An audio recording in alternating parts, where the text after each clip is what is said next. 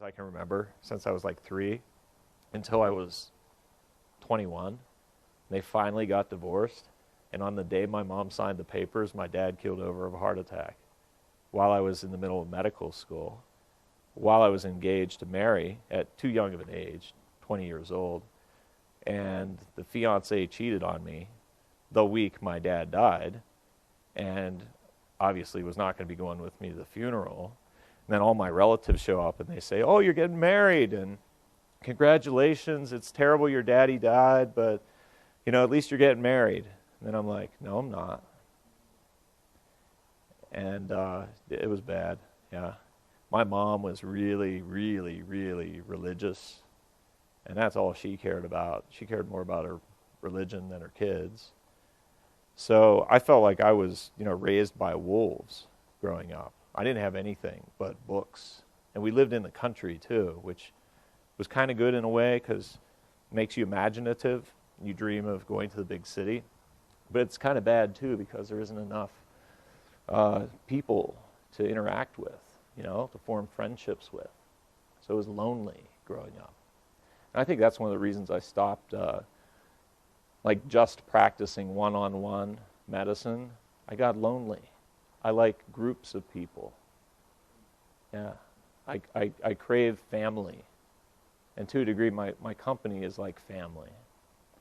And although I am definitely not the best, most talented marketer in the world, at some point, being chronically depressed in a Depresculinity way, I had this profound experience eventually it came in several waves, but one of which was moving to Chicago, where my income went from over $200,000 a year to $30,000 a year in split second of time. I was like, holy, what am I going to do about this?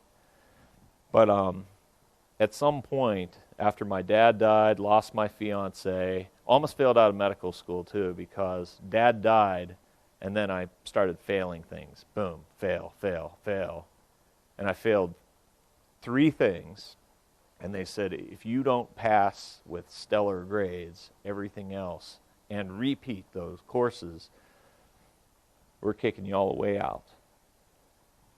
So I was like, all right, I guess this is it. I got to dig in. No matter what is going on in my mind or heart, I got to dig in and survive and kick ass. And I started getting honors. And it took me a number of years to ever get back to grieving my dad. I just kind of ignored it. Do you ever see the old martial arts films? It's like, I ain't got time to bleed. Right? I forget who says it. It's a Schwarzenegger film, I think. I ain't got time to bleed. Yeah, but I didn't grieve my dad for, quite a few years after he died because I just got into survival mode and kicking ass just to try to build a life, build a career. And there was no way I should have ever even gone to college, let alone medical school, coming where my family came from. Nobody went to college. My dad finally did at age 40. He got an undergrad degree. But at some point, I realized staying up all night, every night as a resident on call, when a lot of times there wouldn't be any patients coming in, but you got to physically stay in this dumpy room every other night for years. I was like, I want to do something with this time. If I'm going to be up all night, every other night, I want to make something. So I would read and read and read. And I did all my studies for psychiatry, but I also read everything else I could get my hands on. Any self-helpy authors and that sort of thing. It actually helped a lot to read all the existing self-help out there because as a psychiatry trainee, I could see, okay, that fits here in the academics. That is ridiculous. Throw that out. That works, that doesn't. That works, that doesn't. And so I could look at my own academic studies, which all the wording is really bizarre, out there, hard to understand wording. So I translated the science that works into self-help, easy language. So when we use words like, well-being or confidence or stress, those words have never been used before in the technical way that we're doing here. That's why it's so powerful, because we get to use everyday person words, but there's real academic underpinnings to how we're using those words. We did it with the word passion. Passion is exclusively reptilian brained.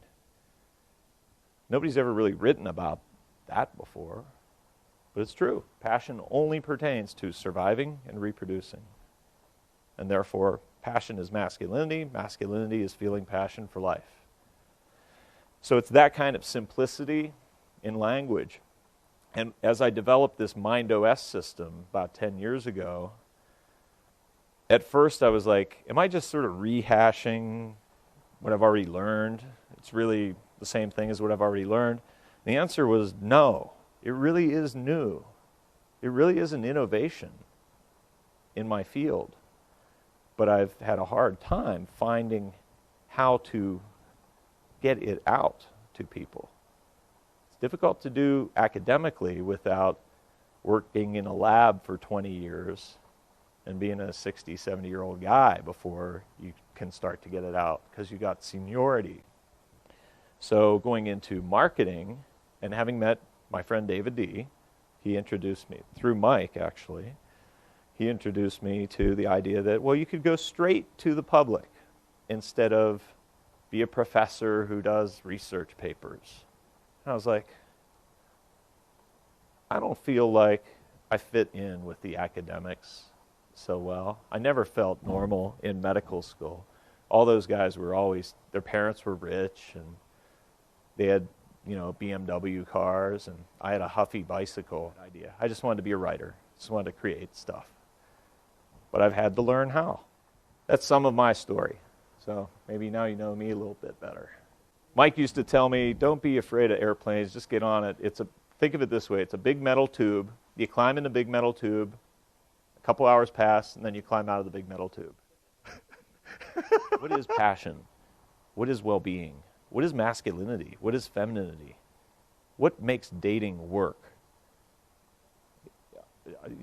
I want to be able to pay my staff, and I definitely want to reach more and more and more men, and that will take some money, but that's what drives me, is like, it's this puzzle to solve. It's awesome. Yeah.